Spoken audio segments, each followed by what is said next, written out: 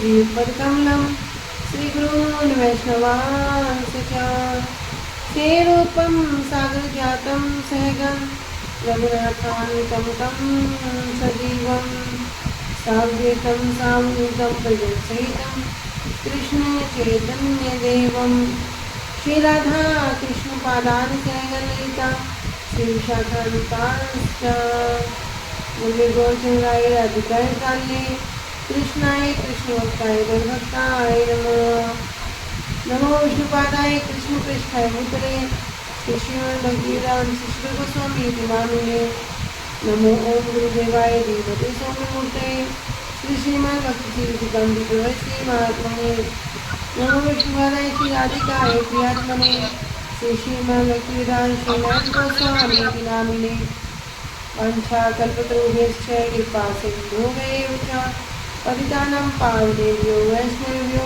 नमो नमः पंचतत्त्वात्मकृष्णं भक्तरूपं स्वरूपितं भक्तजनं भक्तैक्यं नमामि शक्तितं श्रीकृष्ण चैतन्य प्रभु नित्यानंद श्री अद्वैत शिवसति गौरभक्तवृंद हरे कृष्णा कृष्ण कृष्ण हरे हरे हरे राम राम राम हरे सर्वप्रथम मैं परम आराध्यतम गुरुदेव जाओ विष्णुपाद स्तोत्रशत श्री श्रीमद् भक्तिवेदांत श्री सुखदेव गोस्वामी महाराज की अवश्य में अनंत कोटि धर्म व्यापित करती हूँ। तदुपरांत में परम गुरुदेव लीला पवित्र ओम विष्णुपाद स्तोत्रशत श्री श्रीमद् भक्ति सिद्धांत गोस्वामी महाराज जी एवं लीला पवित्र ओम विष्णुपाद स्तोत्रशत श्री श्रीमद् भक्तिवेदांत श्री नारायण गोस्वामी महाराज जी के श्री अभय में श्रद्धा पुष्पांजलि अर्पण करते हुए उनसे वचन करती हूँ। उपस्थित वैष्णवजन भक्ति सभी के चरणों में यदि योग्य धन्यवाद स्वीकारो। सभी को हरे कृष्णा दंडवत प्रणाम। हरे कृष्ण दंडवत प्रणाम। श्री गुरुदेव की अहित कृपा से हमारा जो ग्रंथ चल रहा है उसका नाम है श्री श्री चैतन्य चैतामृत। अभी तक हमने श्री श्री चैतन्य चैतामृत ग्रंथ में मध्य लीला का जो हमारा पहला खंड है, कल हमारा वो संपूर्ण हुआ, उसका विश्राम हुआ। आज हम मध्य लीला का जो दूसरा खंड है जिसमें 15वें अध्याय से लेके 25 अध्याय तक के अध्याय हैं, इनके विषय में आज हम श्रवण करेंगे। तो आज हमारा शुरू होगा 15वां अध्याय।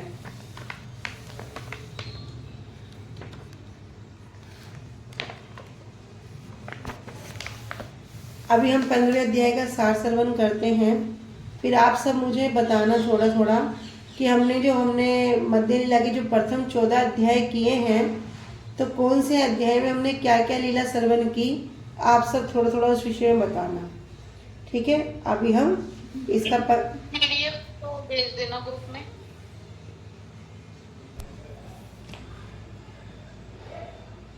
15वां अध्याय कथा सार। रथ यात्रा के पूर्ण होने पर श्री अद्वैत आचार्य प्रभु ने महाप्रभु की पुष्प तुलसी देकर पूजा करी। अभी तक हमने श्रवण किया था कि किस प्रकार रथ यात्रा का पूरा वृत्तांत को, किस प्रकार नीलाचल से जगन्नाथ जी वृंदावन आते हैं, वृंदावन अनेक अनेक प्रकार की लीलाएं करते हैं। 5 दिन बाद जब हीरा पंचमी का उत्सव होता है तो लक्ष्मी जी क्रोधित हो जाती हैं, क्योंकि बोलकर आए थे कि मैं 1-2 दिन में आ जाऊंगा, किंतु कितने दिन बीतने के बाद नहीं आए। तो लक्ष्मी जी अपना पूर्ण ऐश्वर्य प्रकट करते हुए अपने दास दासियों के साथ क्या करती है, नीलाचल की ओर सुंदराचल की ओर गमन करती है। फिर वहाँ पर जगन्नाथ जी के रथ को देखती है तो रथ को वहाँ पर तोड़कर वापस आ जाती है। जितने भी जगन्नाथ जी के सेवक होते हैं, लक्ष्मी जी की सब दासियाँ क्या करती हैं, उनको बंदी बनाकर लक्ष्मी जी के चरणों में समर्पित करती हैं। फिर सब दास जो भगवान के दास हैं लक्ष्मी जी को आश्वासन देते हैं कि हम कल कृष्ण को यहाँ पर ले आएंगे। तब लक्ष्मी जी शांत होकर अपने महल में, अपने घर में वापस जाती है। इधर हमने लीला श्रवण की थी, इधर महाप्रभु की और स्वरूप दामोदर जी के आपस में जो वार्ता चल रही है उसको भी हमने श्रवण किया था। उस लीला के मध्य ही श्रवण किया था कि किस प्रकार श्रीवास पंडित जी नारद जी के भाव में आविष्ट हो जाते हैं और लक्ष्मी जी के ऐश्वर्य की महिमा का वर्णन करते हैं। इधर महाप्रभु श्री स्वरूप दामोदर जी के जो माधुर्य है अर्थात वे कौन है? शुद्ध ब्रजवासी हैं, उनकी महिमा का वर्णन करते हैं। इस प्रकार जब आपस में ये वार्तालाप चल रहा है तो उसमें आनंदित होकर श्रीवास पंडित जी, जो अभी नारद जी के भाव में आविष्ट में क्या कर रहे हैं? नृत्य करने लगते हैं। उधर महाप्रभु भी नृत्य करने लगते हैं और राधा रानी की वहाँ पर साक्षात मूर्ति प्रकाशित कर देते हैं। नित्यानंद प्रभु क्या करते हैं? बहुत दूर खड़े रहते हैं और महाप्रभु को देखते हैं, पास नहीं आते और देखते हैं कि दोपहर तक का समय बीत गया, लेकिन महाप्रभु क्या है? अभी महाप्रभु पूरा नृत्य कर रहे हैं, कोई थकान नहीं है। जबकि जो कीर्तन करने वाली 4 की 4 मंडली है वो सब क्लांत हो चुकी हैं, सब थक चुकी हैं। तब श्री स्वरूप दामोदर जी महाप्रभु को संकेत से बताते हैं कि सबके सब अब परिश्रम से थक चुके हैं, अब आप क्या कीजिए? बाह्य अवस्था में आ जाइए। तब महाप्रभु उनके इशारे को समझकर बाह्य चेतना में आते हैं, तब जाकर फिर स्नान करते हैं और प्रसाद सेवा करते हैं। इस प्रकार हम ये गुंडीचा मंदिर मार्जन की रथ यात्रा की जो लीला है इसको श्रवण कर रहे थे। अब कह रहे हैं रथ यात्रा के पूर्ण होने पर श्री अद्वैताचार्य प्रभु ने महाप्रभु को पुष्प तुलसी देकर उनकी पूजा की। महाप्रभु ने भी क्या किया? जो पूजा पात्र में अर्थात जो पूजा के जो बर्तन हैं उनमें बचे हुए पुष्प और तुलसी देकर श्री अद्वैताचार्य जी की पूजा कर रहे हैं। कैसे कर रहे हैं? यो असी मंत्र से पूजा कर रहे हैं। इधर अद्वैताचार्य जी महाप्रभु की पूजा कर रहे हैं और महाप्रभु अद्वैताचार्य जी की। उसके बाद श्री अद्वैताचार्य जी ने महाप्रभु को निमंत्रण करके भोजन करवाया। नंद उत्सव के दिन महाप्रभु ने अपने भक्तों के सहित गोप वेश धारण करके आनंद उत्सव मनाया। जिस दिन नंद उत्सव का दिन था उस दिन महाप्रभु ने क्या किया? सभी भक्तों के साथ नंद जो गोप वेश है उसको धारण करके वहां पर उत्सव मनाया। इसकी बड़ी सुंदर कथा है जिसको हम आगे श्रवण करेंगे। अभी हम इस अध्याय में क्या श्रवण करेंगे उसका सार श्रवण कर रहे हैं। विजयदशमी के दिन लंका विजय उत्सव में महाप्रभु ने अपने भक्तों को वानर सेना के वेश में सजाया और स्वयं हनुमान के आवेश में बहुत आनंद प्रकाशित किया। अर्थात महाप्रभु स्वयं तो विजयदशमी के दिन अर्थात दशहरे के दिन महाप्रभु स्वयं तो हनुमान जी के वेश में आ गए और जितने भी उनके परिकर थे सबको वानर के वेश में सजा दिया। उसके बाद अन्य अन्य उत्सवों को देखने के बाद महाप्रभु ने समागत भक्तों को गौड़ देश जाने की आज्ञा दी। कह रहे उसके बाद अन्य अन्य जितने भी उत्सव हैं उनको देखने के बाद जितने भी भक्त लोग गौड़ देश से आए हुए थे सबने महाप्रभु ने क्या करे? सबको अब आज्ञा दी, अब आप क्या करो? गौड़ देश वापस चले जाओ। तब महाप्रभु ने श्री रामदास जी, श्री गदाधर दास आदि कुछ वैष्णवों के साथ श्री नित्यानंद प्रभु को भी गौड़ देश भेजा। अब इन सब लीला होने के बाद महाप्रभु क्या कर रहे हैं? रामदास, गदाधर दास, कुछ वैष्णवों के साथ नित्यानंद प्रभु को भी गौड़ देश भेज रहे हैं। क्यों भेज रहे हैं? कि जाओ आप क्या करो? कृष्ण नाम का प्रचार करो। बाद में बहुत से दैन्यपूर्ण वचनों के साथ श्रीवास के हाथ अपनी माता के लिए प्रसाद, वस्त्र आदि भिजवाए। श्रीवास पंडित जी को कह रहे हैं आप क्या करो? अभी नवद्वीप जाओ और बहुत सारा प्रसाद, बहुत सारे वस्त्र लेकर श्रीवास पंडित जी के हाथों से भेज रहे हैं और दीनता को प्रकाशित कर रहे हैं। कैसे दैन्यपूर्ण वचनों से वहां पर अपनी माता के लिए श्रीवास पंडित जी से कहला रहे हैं। महाप्रभु ने श्री राघव पंडित जी, श्री वासुदेव दत्त जी, कुलीन ग्राम वासी भक्तों आदि सभी वैष्णवों की अनेक गुणों की व्याख्या करके उन्हें विदाई दी। श्री रामानंद जी और श्री सत्यराज के प्रश्नों के उत्तर में महाप्रभु ने गृहस्थ वैष्णवों के लिए शुद्ध नाम परायण वैष्णवों की सेवा का निर्देश किया। कौन है श्री रामानंद और श्री सत्यराज खान? कौन है? क्या सेवा दी थी महाप्रभु ने इनको?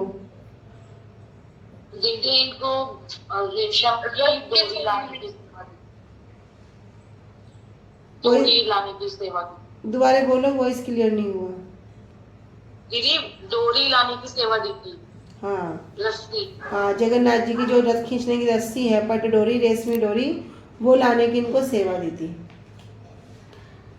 तो श्री रामानंद और श्री सत्यराज के प्रश्नों के उत्तर में महाप्रभु ने बताया कि गृहस्थ वैष्णवों के लिए शुद्ध नाम परायण वैष्णवों की सेवा का निर्देश दिया कि जो शुद्ध नाम परायण वैष्णव हैं उनकी सेवा करो।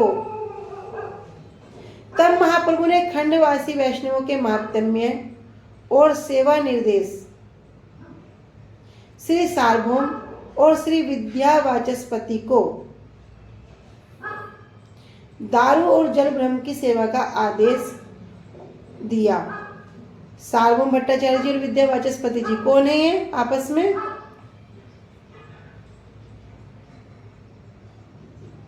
जीजा और क्या? भाई भाई। हाँ, दोनों भाई हैं ये।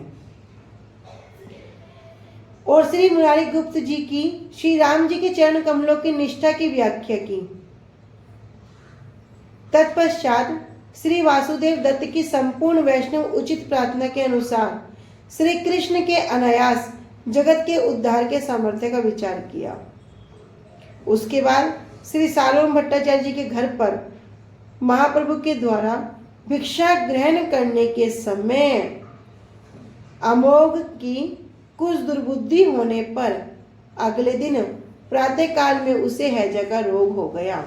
तो ये अमोघ कौन है? सार्वभौम भट्टाचार्य जी का दामाद। हाँ, सार्वभौम भट्टाचार्य जी के दामाद। तो ये लीला को भी हम इसी में श्रवण करेंगे, इसी अध्याय में। कह रहे कि उसके बाद श्री सार्वभौम भट्टाचार्य जी घर पर महाप्रभु जब भिक्षा ग्रहण कर रहे थे उसी समय अमोघ ने क्या किया, कुछ दुर्बुद्धि करी और दुर्बुद्धि होने के कारण ही अगले दिन प्रातः काल में उसको हैजा रोग हो गया। तब महाप्रभु ने कृपा करके उसे रोग से मुक्त कराकर श्री कृष्ण नाम में रुचि प्रदान की। तब महाप्रभु ने उनको क्या किया, उस रोग से मुक्त कर दिया। तो ये सब हम आज इस अध्याय में श्रवण करेंगे। सार्वभौम घरे भुंजन स्वनंदिकम मोघकम अंगीकुर्वन् स्फुटाम चक्रे घोरा स्वाम भक्तवस्त्याताम। ते सार्वभौम घरे भुजन स्वे कि सार्वभौम भट्टाचार्य जी घरे अर्थात घर पर भुंजन अर्थात प्रसाद ग्रहण करते समय स्वनिंदकम जो उनके अपने जन हैं। और किसकी निंदा कर रहे हैं? महाप्रभु की। कह रहे अपनी निंदा, उनकी निंदा करने वाले व्यक्ति को भी क्या नाम है? अमोघकम। अमोघकम अर्थात अमोघ नामक अंगी कुर्वन स्फुटाम, उसको भी क्या किया? स्वीकार किया। और स्वीकार करके क्या प्रकट किया? चक्रे है गौर स्वाम भक्तवश्यताम। भक्तवश्यताम अर्थात जो अपने भक्तों के प्रति बड़े कृपालु हैं, भक्तों के प्रति जो बड़े कृतज्ञ हैं। तो अपनी कृतज्ञता को चैतन्य महाप्रभु ने यहाँ पर क्या किया? उसको प्रकाशित किया।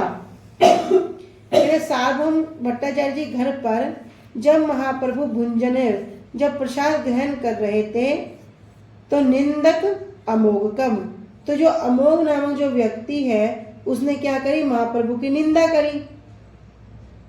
और अपनी निंदा स्वयं निंदकम अर्थात अपनी निंदा को भी श्रवण करके क्या कर रहे हैं? अमोघकम अमोघ का उद्धार कर रहे हैं। भक्त वश्यताम और अपने भक्तों के प्रति क्या कर रहे हैं? कृतज्ञता। श्री सार्वभौम भट्टाचार्य जी घर में भोजन करते समय अपने निंदक अमोघ भट्टाचार्य जी को भी अमोघ को क्या किया? अमोघ भट्टाचार्य जी को भी अंगीकार करके श्री गौरचंद्र ने स्पष्ट रूप से अपनी भक्तवश्यता को प्रकाशित किया। भक्तवश्यता अर्थात भक्त के वश में होना, भगवान किस प्रकार भक्त के वशीभूत हैं। जय जय श्री चैतन्य जय नित्यानंद जय आदित्य चंद्र जय गौर भक्त वृंद। श्री कृष्ण चैतन्य महाप्रभु की जय हो, श्री नित्यानंद प्रभु की जय हो, श्री अद्वैत आचार्य जी की जय हो, और जया गौर भक्त बिंद, अर्थात गौर भक्त जितने भी गौर भक्त हैं, जितने भी उनके समूह हैं, सबकी जय हो। जय श्री चैतन्य चैतामृत श्रोतागण, चैतन्य चरिता अमृत जार प्राण धन। अभी श्री कृष्णदास कविराज गोस्वामी जी क्या कर रहे हैं? सभी श्रोतागण की जय दे रहे हैं कि जितने भी जय श्री चैतन्य चैतामृत श्रोतागण, भैया ये जो चैतन्य चैतामृत के जो श्रोतागण हैं, इन सबकी भी जय हो। कोई साधारण व्यक्ति जय नहीं दे रहे, स्वयं कृष्णदास कविराज गोस्वामी जय दे रहे हैं। और क्या करें? चैतन्य चैतामृत जार प्राण धन, कि जिनके एकमात्र जो प्राण धन है वो क्या है? ये चैतन्य चैतामृत है। तो श्री चैतन्य चैतामृत रूपी अमृत है, जिनका प्राण धन है, अर्थात जिसका चैतन्य चैतामृत अमृत को ही पान करना जिसका कार्य है, जिसके बिना वो नहीं रह सकता, अर्थात उसके प्राण स्वरूप हो गए, उन श्री चैतन्य चैतामृत के श्रोताओं की भी जय हो। ऐ मत महाप्रभु भक्तगण संगे, नीलाचल रही करे नित्य गीत रंगे। ऐ मत, इस प्रकार महाप्रभु भक्तगण संगे, महाप्रभु अपने समस्त भक्तों के साथ, अपने परिकरों के साथ नीलाचल रहे करे नित्य गीत रंगे। नीलाचल में रहकर क्या कर रहे हैं? नित्य गीत, नित्य गान का आनंद उठा रहे हैं। कह रहे इस प्रकार नीलाचल में रहकर, नीलाचल अर्थात श्री जगन्नाथ, हाँ, श्री जगन्नाथ जी का मंदिर। बढ़िया। कह रहे इस प्रकार नीलाचल में रहकर महाप्रभु भक्तों के साथ नित्य गान करके आनंद का आनंद प्रदान करते हैं। प्रथम वस्त्रे जगन्नाथ दर्शन, नित्य गीत करे दंड प्रमाण स्तवन। प्रथम अवसरे, कह रहे दिन के प्रारंभ में, दिन के आरंभ में ही जगन्नाथ दर्शन, सबसे पहले क्या करते हैं? जगन्नाथ जी के दर्शन के जाते हैं, जगन्नाथ जी के अर्थ विग्रह का दर्शन करते हैं। नित्य गीत करे दंड प्रणाम स्तवन, क्या करते हैं? वहां पर नित्य करते हैं, गान करते हैं, दंडवत प्रणाम करते हैं और स्तवन, उनकी स्तुति करते हैं।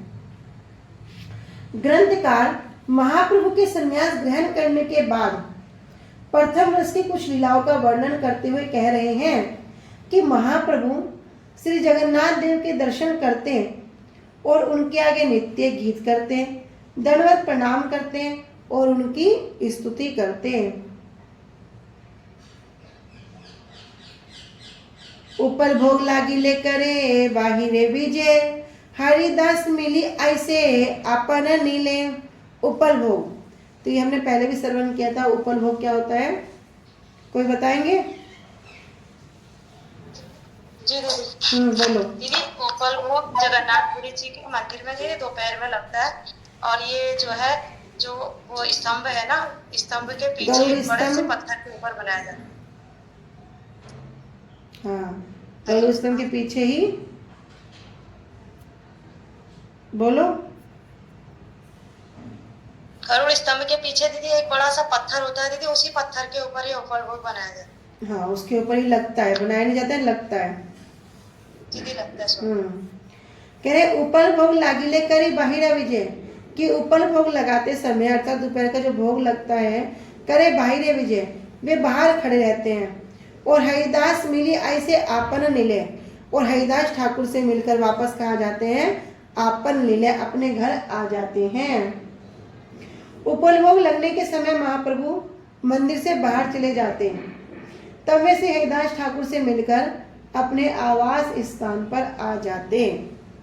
अनुभाष्य में श्री भक्ति विनोद ठाकुर जी वर्णन कर, अनुभाष्य में श्री भक्ति सिद्धांत सरस्वती ठाकुर जी कह रही हैं कि मध्याह्न काल में भोग वर्धन खंड में भोग अर्थात ऊपर भोग लगने पर महाप्रभु श्री मंदिर के बाहर चले जाते हैं।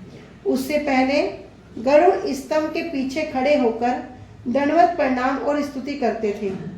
लौटते समय सिद्ध बकुल में श्री हरिदास ठाकुर के साथ मिलकर अपने वास स्थान श्री काशी मिश्र के भवन में आ जाते हैं। तो यहाँ पर जो गरुड़ स्तंभ के पीछे खड़े होकर महाप्रभु क्या करते हैं, वहाँ दंडवत प्रणाम करते हैं, वहीं स्तुति करते हैं। तो आज भी जब जगन्नाथ मंदिर में जब सब भक्त लोग दर्शन के लिए जाते हैं तो गरुड़ स्तंभ के पीछे ही जब हम देखते हैं कोने की साइड में, तो आज भी वहाँ महाप्रभु की उंगली के चिन्ह हैं। घरे बसी करे प्रभु नाम संकीर्तन, अद्वैत आसिया करे प्रभु रे पूजन। घरे बसी करे प्रभु नाम संकीर्तन, और घर में बैठकर महाप्रभु क्या करते, वहां पर नाम संकीर्तन करते। अद्वैत आसिया करे प्रभु पूजन, और अद्वैताचार्य जी के आकर क्या करते, महाप्रभु की पूजा करते। महाप्रभु अपने वास स्थान में बैठकर नाम जप करते। एक दिन श्री अद्वैताचार्य जी वहां आकर महाप्रभु की पूजा की। किस प्रकार, सुगंधि सलीले देन पाद्म आचमन, सर्वांगी लेपे प्रभु सुगंधि चंदन। कह रहे सुगंधि सलीले देन पाद्म आचमन, सुगंधित अर्थात सुगंधित जल से, पाद्म अर्थात पांव को धोने के लिए जल दिया, आचमन मुख धुआया, सर्वांग अंगे लेपे और उनके सभी अंगों पर अर्थात पूरे शरीर पर क्या करा, सुगंधित चंदन, सुगंधित चंदन का लेप किया। गले माला देन माथाए तुलसी मंजरी, जोड़ हाथे स्तुति करे पदे न वंश करी। गले माला देन, महाप्रभु के गले में फूलों की माला दी, माथाए तुलसी मंजरी, माथे पे तुलसी मंजरी दी, जोड़ हाथे स्तुति करी पदे नमस्करी, और दोनों हाथ जोड़कर महाप्रभु की स्तुति करते हैं। श्री अद्वैताचार्य जी ने महाप्रभु के चरण और मुख धोने के लिए सुगंधित जल प्रदान करके महाप्रभु के समस्त अंगों पर सुगंधित चंदन का लेपन किया। उन्होंने महाप्रभु के गले में माला पहनाई और उनके मस्तक पर तुलसी मंजरी प्रदान की। तब उन्होंने हाथों को जोड़कर महाप्रभु के चरणों में प्रणाम करते हुए उनकी स्तुति करी। कौन कर रहे हैं स्तुति? श्री अद्वैताचार्य जी। श्री अद्वैताचार्य जी। महाप्रभु यद्यपि स्वयं भगवान हैं और उनके चरणों में तुलसी देने से कोई अपराध भी नहीं है, परंतु महाप्रभु उस समय भक्त रूप में लीला कर रहे थे, इसलिए श्री अद्वैताचार्य जी ने उनके मस्तक पर तुलसी मंजरी प्रदान की। हम श्लोक श्रवण करते ना, पंचतत्वात्मक कृष्णम भक्त रूपम स्वरूपकम भक्तावतारम भक्ताख्यम नमामि भक्त शक्तिकम। तो अभी महाप्रभु किस रूप में? भक्त रूप में है। तो भक्त रूप में होने के कारण यद्यपि महाप्रभु स्वयं भगवान है और भगवान के तो चरणों में तुलसी दे सकते हैं, किंतु यहाँ पर अद्वैताचार्य जी ने चरणों में तुलसी नहीं दी, महाप्रभु के मस्तक पर तुलसी दी। तो इसका कारण बता रहे हैं। कारण क्या है कि महाप्रभु भी भक्त रूप में है और भक्त रूप में होने के कारण ही अद्वैताचार्य जी ने उनके चरणों में तुलसी नहीं दी, उनके मस्तक पे तुलसी दी। पूजा पात्रे पुष्प तुलसी से सिए आछिल, से ही सब लैया प्रभु आचार्य पूजिल। करे पूजा पात्रे पुष्प तुलसी से सिए आछिल। जब श्री अद्वैताचार्य जी महाप्रभु की पूजा कर चुके हैं, तब जो पात्र में जो तुलसी शेष बचती है, जो पुष्प शेष बचते हैं, महाप्रभु ने क्या किया? सब कुछ ले लिया और लेकर क्या कर रहे हैं? आचार्य पूजिल, अद्वैताचार्य जी की पूजा कर रहे हैं। कह रहे पूजा पात्र में जो भी पुष्प और तुलसी पत्र बच गए, महाप्रभु ने उनके द्वारा श्री अद्वैताचार्य जी की पूजा की। पूजा करते समय उन्होंने एक मंत्र पढ़ा, आप जो हो सो हो। हमने सुना था ना, क्या कहते हैं? यो असी यो असी यो असी यो असी नमोस्तुते। ते यही मंत्र पढ़े मुख वाद्य करी प्रभु प्रभु हासाए आचार्य। कह रहे अब महाप्रभु क्या कर रहे हैं? यो असी अर्थात आप जो कुछ भी हो, सासी आप वही हो। नमस्ते मैं आपको नमस्कार करता हूँ, यही मंत्र पढ़े। इसी मंत्र को बार बार पढ़ रहे हैं। मुख वाद्य करी, और मुख में कुछ वाद्य अर्थात कुछ ध्वनि कर रहे हैं। और प्रभु हासाए आचार्य, और चैतन्य महाप्रभु क्या कर रहे हैं? अद्वैताचार्य जी को भी इस प्रकार की लीला देखकर हंसी आ जाती है। तो पूजा पाठ में जो भी पुष्प और तुलसी पत्र बच गए, महाप्रभु ने उनके द्वारा श्री अद्वैताचार्य जी की पूजा की। पूजा करते समय उन्होंने ये मंत्र पढ़ा, आप जो हो सो हो, मैं आपको नमस्कार करता हूँ, तथा अपने मुख से वाद्य यंत्र की भांति कुछ ध्वनि की, जिसे सुनकर श्री अद्वैताचार्य जी भी हंसने लगे। अमृत प्रभा भाष्य श्री भक्तिविनोद ठाकुर जी वर्णन कर रहे हैं, आप जो हो सो हो, यो असी सो असी, आपको ही नमस्कार करता हूं। यह मंत्र पढ़कर महाप्रभु अद्वैताचार्य जी की पूजा कर रहे हैं। अनुभाष्य में भक्ति सिद्धांत सरस्वती ठाकुर पाद जी कह रहे हैं, राधे कृष्ण रमे विष्णु सीते राम शिवे शिव, यो असि सोअसि नमो नित्यम, यो असि सोअसि नमोस्तुते। अर्थात राधे कृष्ण, आप चाहे राधा हो कृष्ण हो, रमे विष्णु, आप रमा हो या विष्णु हो, सीते रामा, आप सीता हो या राम हो, शिवे शिव, आप शिवानी हो या शिव हो, यो असि सो असि, आप जो भी हो, आप सो भी हो, नमो नित्यम यो असि सो असि नमोस्तुते, मैं आपको क्या करता हूं, नित्यम नित्य ही नमस्कार करता हूं। अमृत अनुकनिका, उपरोक्त मंत्र शिव मंत्र का एक विशेष अंश है। ये जो मंत्र है यही शिव मंत्र का एक विशेष अंश है, भाग है। और श्री अद्वैताचार्य जी कौन है, महाविष्णु और सदाशिव। तो कह रहे श्री अद्वैताचार्य जी सदाशिव हैं, इसलिए महाप्रभु ने उनकी इस मंत्र के द्वारा पूजा की। तो स्वयं महाप्रभु उनको क्या कह रहे, राधे कृष्ण में विष्णु सीते राम शिवे शिव, यो असि सोयसि नमो नित्यम, यो असि सोयसि नमोस्तुते।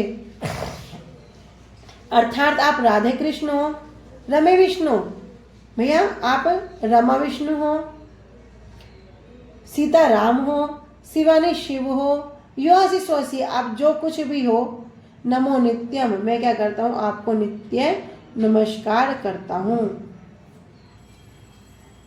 तो यहां पर महाप्रभु ने उनको जो महाविष्णु का रूप है और जो सदाशिव का रूप है, उसी रूप में यहां पर उनकी वर्णन कर रहे हैं।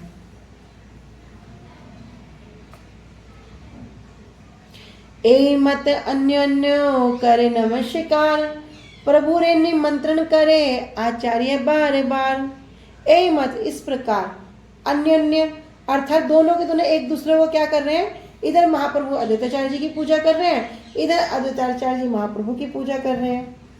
कह रहे करे नमस्कार, दोनों एक दूसरे को नमस्कार कर रहे हैं।